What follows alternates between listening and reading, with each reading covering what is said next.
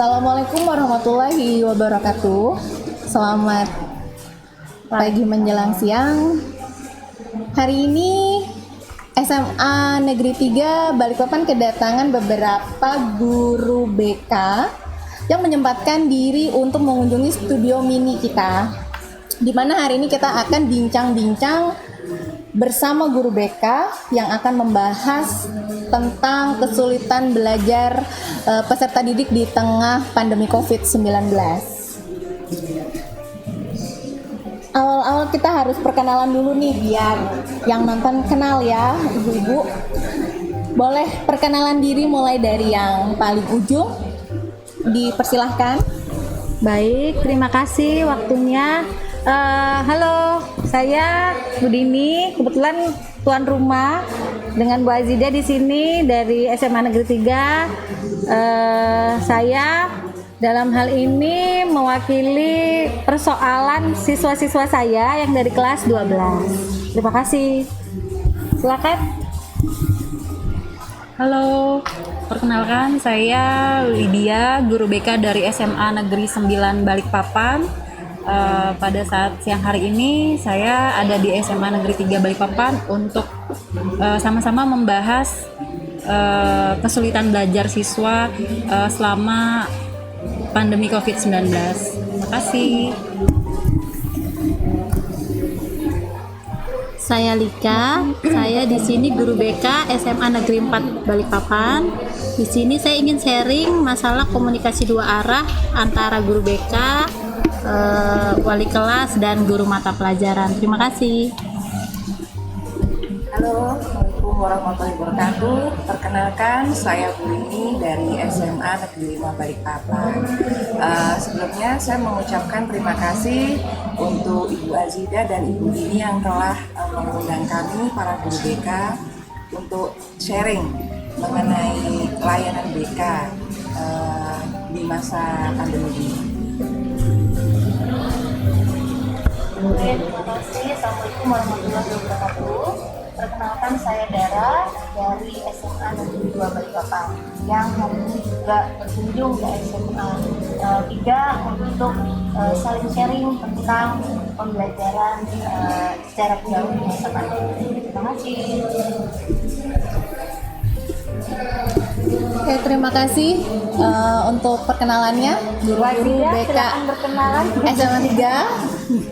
Saya terakhir ya, saya sebagai moderator, sebagai MC juga ya, saya Ibu Ajida dari SMA Negeri 3 Balikpapan selaku tuan rumah bersama Ibu Dini.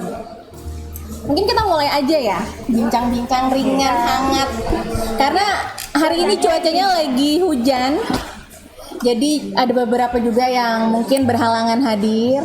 Jadi hari ini kita bincang-bincang berenam ya mengenai kesulitan belajar peserta didik kita di tengah pandemi COVID. Mungkin pertanyaan pertama saya akan lemparkan ke guru BK SMA 4 nih, ke Ibu Lika. Jadi selama pandemi COVID nih, Ibu Lika, bagaimana bentuk kolaborasi guru BK dengan wali kelas? Terima kasih atas kesempatannya. Nah, di sini saya sharing sedikit ya. Kalau untuk di SMA 4 sendiri itu antara guru BK, wali kelas dengan guru mata pelajaran, dengan adanya pandemi intensitas komunikasinya justru lebih banyak daripada sebelum-sebelumnya. Kenapa?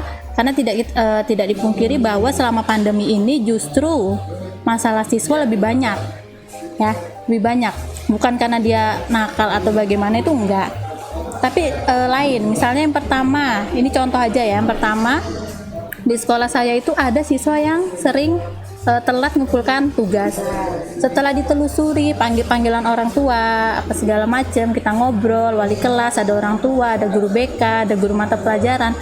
Ternyata dia satu HP untuk 3 siswa. Atau ada juga masalahnya seperti ini. Namanya SMA ya, kita nggak bisa mungkin SMA udah dewasa, udah ibaratnya 9 bulan jenuh apa segala macem. Apalagi laki-laki, mereka itu keluar cari pekerjaan. Jadi mereka itu bekerja. Mereka itu senang bekerja. Kenapa? Karena udah jenuh. Kalau di sekolah kan, ibaratnya kalau di sekolah ini ada teman, ngobrol sesama teman apa segala macam. Tapi kalau pandemi, diam di rumah, ketemu adiknya lagi, kalau ibunya lagi, bapaknya lagi, atau berantem, namanya saudara pasti ada berantemnya. Nah itu masalahnya seperti itu. Jadi kalau mau dibilang komunikasi dua arah, justru dengan adanya pandemi makin lancar. Kalau pribadi dari saya sendiri itu aja. Ya, jadi di tengah kondisi seperti ini memang benar-benar kolaborasi antara guru BK dan wali kelas itu erat banget ya. Karena guru bidang wali kelas studi itu pun yang gitu. paling tahu masalah anaknya. Iya, Jadi benar. guru BK juga dilaporin ya. Semua pokoknya ini. Komunikasi dua arah. Oke. Selanjutnya ke SMA 5 nih, ke Bu Rini.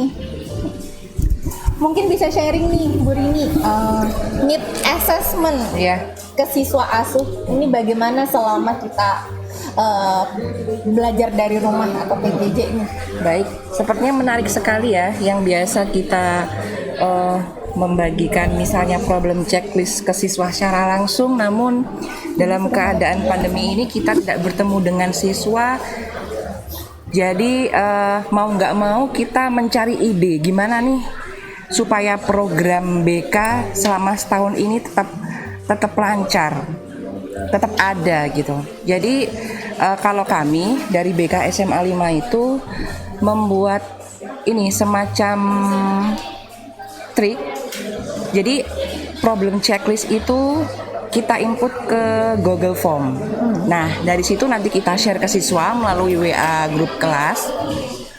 Sesuai dengan siswa asuh kita masing-masing, kita share. Kemudian di situ nanti siswa memilih kira-kira masalah apa yang dia alami. Nah, dari situ kan ada 13 masalah ya, mulai dari muda-mudi asmara, kemudian agama, belajar. Jadi KCM gitu ya? Ya, problem checklist DCM, daftar cek masalah. Kemudian belajar bagaimana. Nanti dari situ ada pernyataan-pernyataan di mana yang sesuai dengan mereka, siswa tinggal mengisi form tersebut. Nah, dari situ nanti keluar semacam prosentase.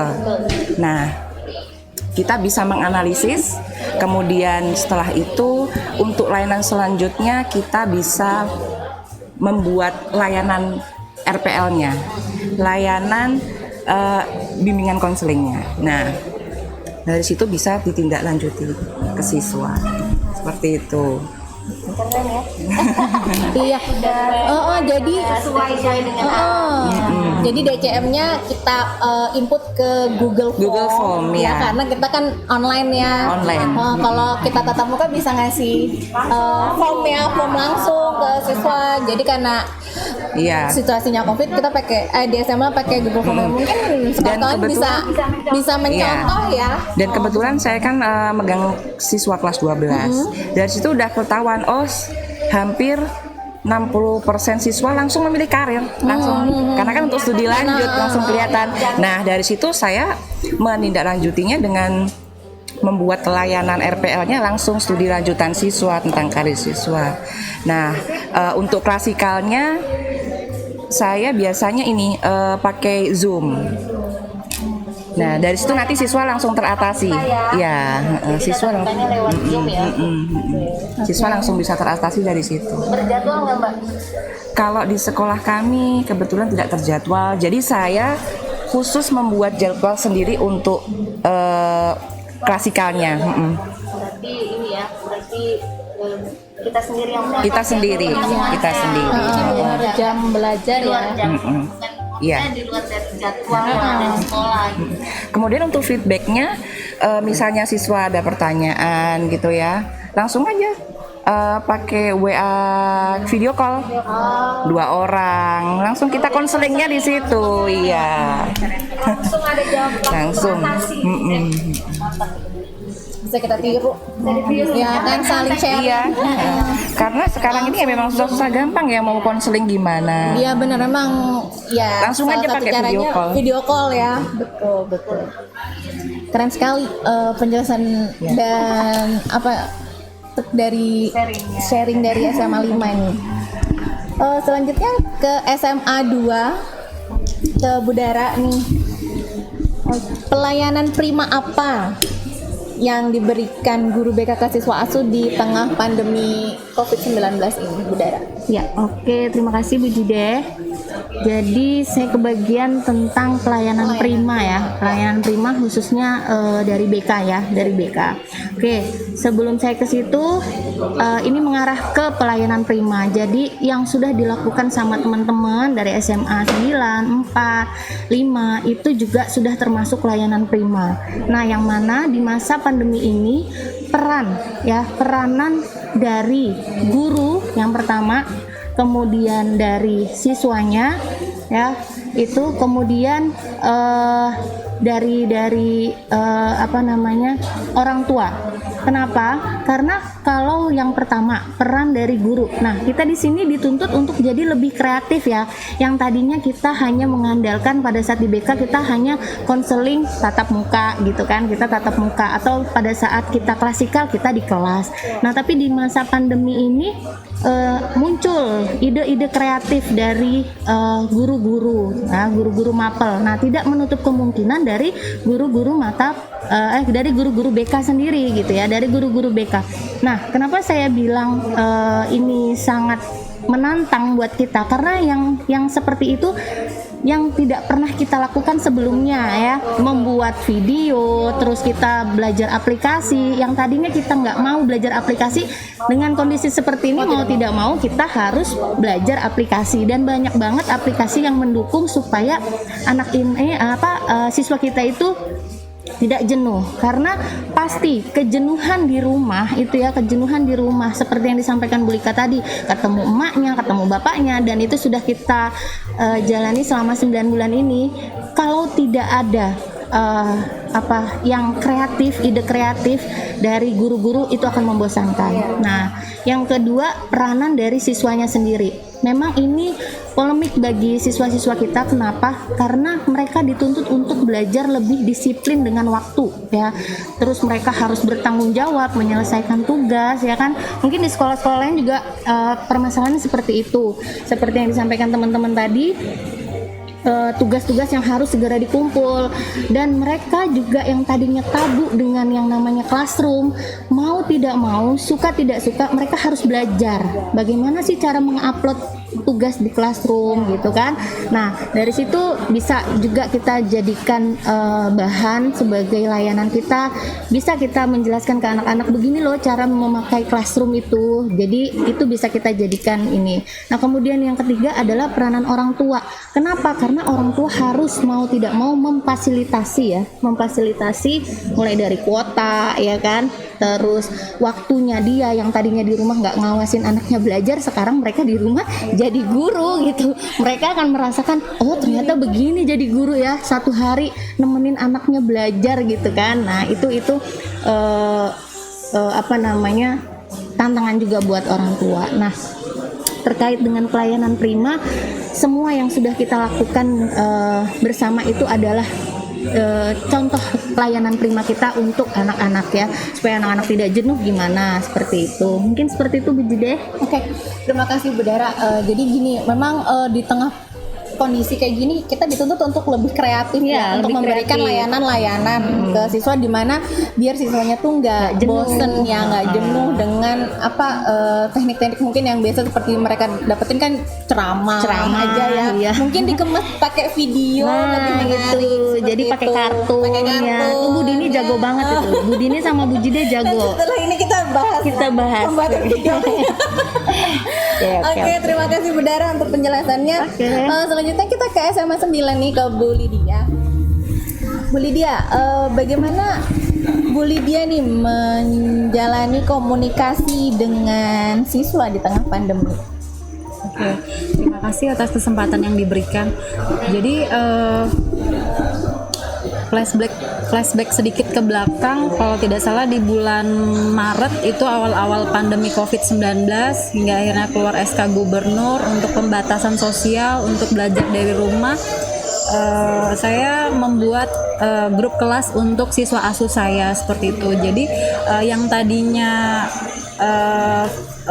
anak-anak saya persilakan untuk silakan kapanpun anytime kalian butuh bertanya silakan hubungi saya di sekolah maupun di luar sekolah selama saya bisa saya layani siswa asuh saya. Kemudian di tengah pandemi itu saya buatkan mereka grup kelas. Jadi ada grup dari Google Classroom sendiri, kemudian ada WhatsApp grup kelas. Nah biasanya anak-anak siswa asuh saya sharing seputar kegiatan belajar PJJ ini melalui grup yang ada.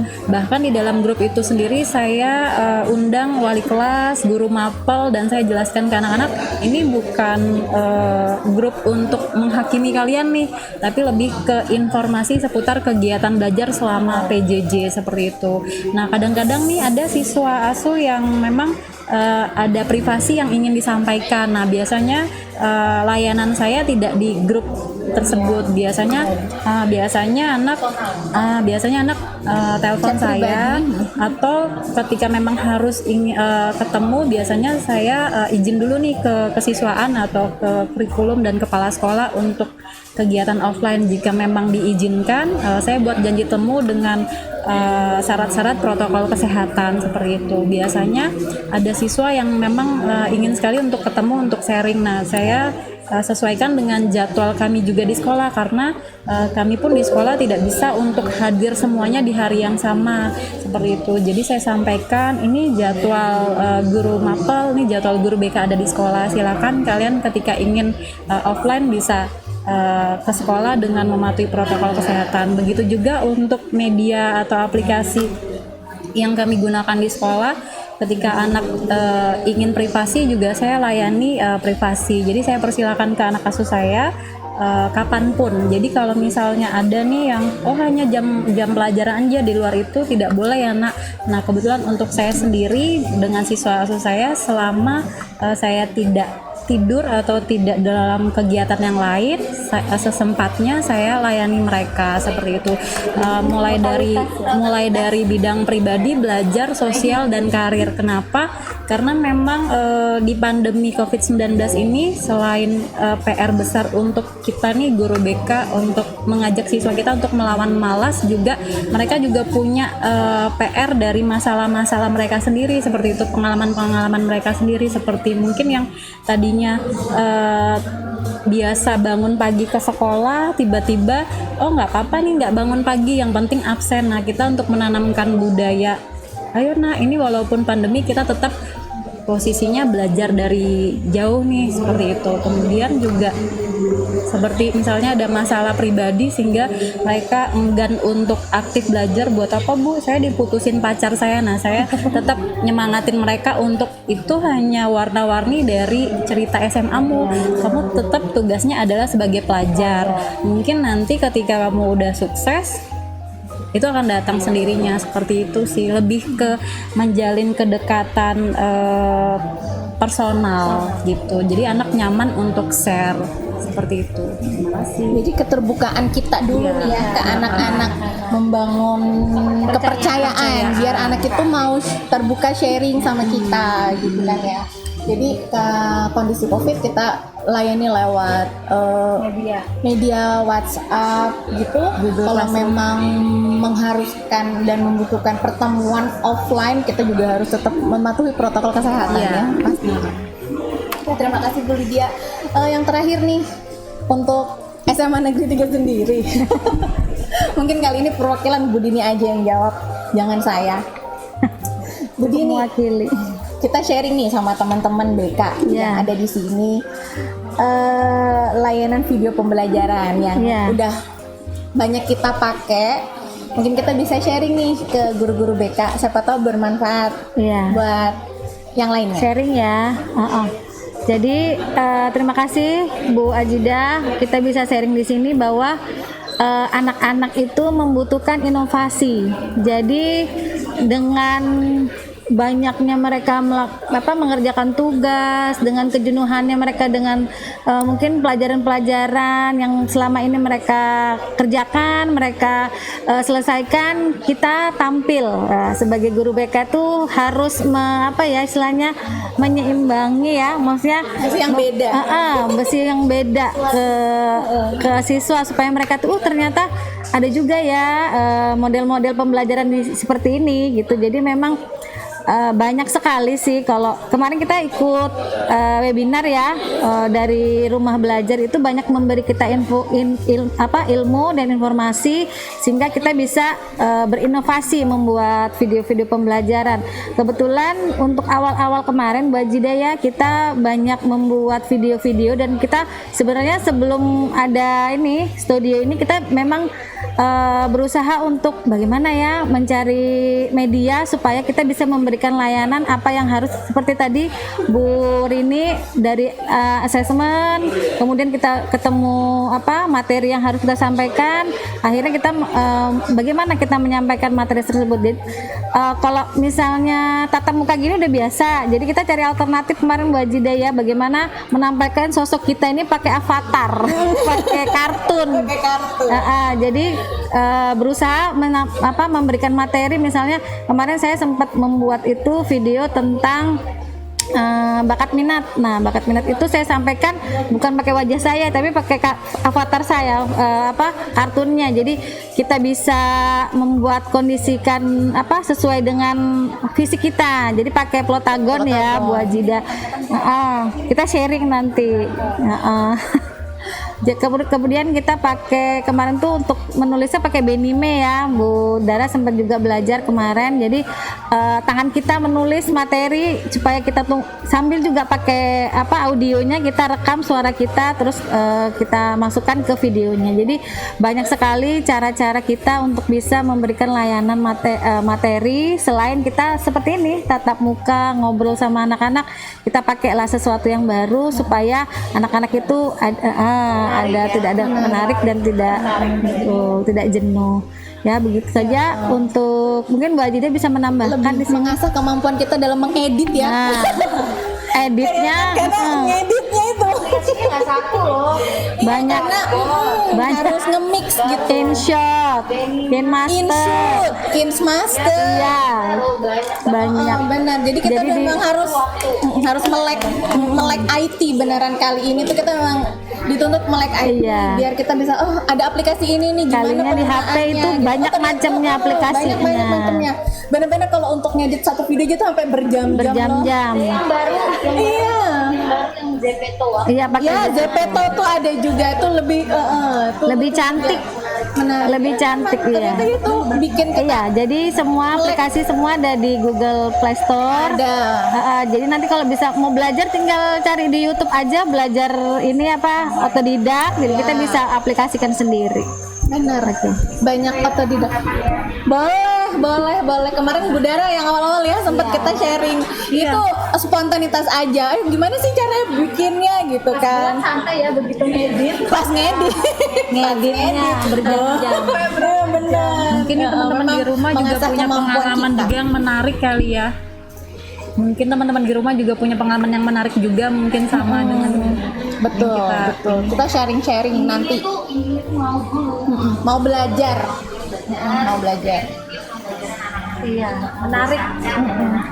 Selalu mencari ide-ide lagi yang baru apa nih ya kan? Yang lagi Karena- trending misalnya Iya. menggunakan TikTok itu kan Pakai menyampaikan. Jadi TikTok pun juga TikTok diselipin ada sebenarnya baru info yang mau dibawa tergantung disampaikan. penggunaannya kan ya. Betul. Up to date, betul. Up to date perkembangan anak remaja. Betul. nggak bisa ketinggalan sedikit ya.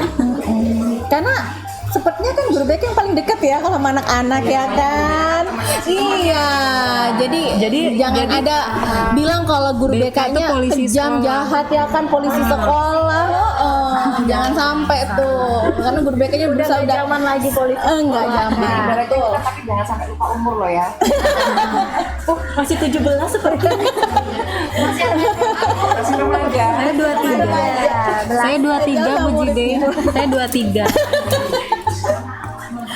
Oke, menarik sekali ya yang kita bahas hari ini seputar kesulitan-kesulitan belajar di mana masing-masing SMA itu udah banyak mengalami macam-macam persoalan menghadapi peserta didiknya. Tapi intinya adalah di tengah pandemi COVID seperti ini kita dituntut untuk komunikasi efektif ya. Menjalin komunikasi dengan wali kelas, dengan orang tua, ya kan, guru mapel gitu kan. Kalau tidak ada kerjasama, saya rasa jadi agak sulit ya, karena kita komunikasi paling utama itu kan by phone ya, harus lewat handphone, medianya gitu. Nah, jadi memang harus sering-sering mengingatkan anak kita lewat WhatsApp grup mungkin atau pribadi, menyapa mereka, mengingatkan bahwa jangan sampai ada ketinggalan informasi yang diberikan oleh sekolah seperti itu ya kan. Terus layanan-layanan yang diberikan guru-guru BK ini udah luar biasa loh, pelayanan primanya sampai belajar bikin video, mengedit tuh luar biasa banget ya kan. Lagi di Google Classroom. Iya, bikin Google Form dan macem-macem cara-cara guru-guru BK ini untuk lebih mendekatkan diri dengan anak-anak dengan cara-cara yang menarik seperti itu. Harusnya sih anak-anaknya nggak takut, lebih terbuka sama guru BK-nya ya kan. Oke, mungkin next kita bahas yang lain nih ya, Panjang ini. yang lebih panjang karena biasa kalau kita ngobrol tuh panjang lebar, nggak cukup cuma 15 jam. Jadi mungkin nanti kita bisa bincang-bincang lagi di lain kesempatan dengan tema yang beda. Oke, terima kasih nih buat kedatangannya guru-guru BK dari SMA 2, 5, 4, dan 9. Semoga nanti di lain waktu bisa mengajak guru BK yang lain main-main ke studio kita.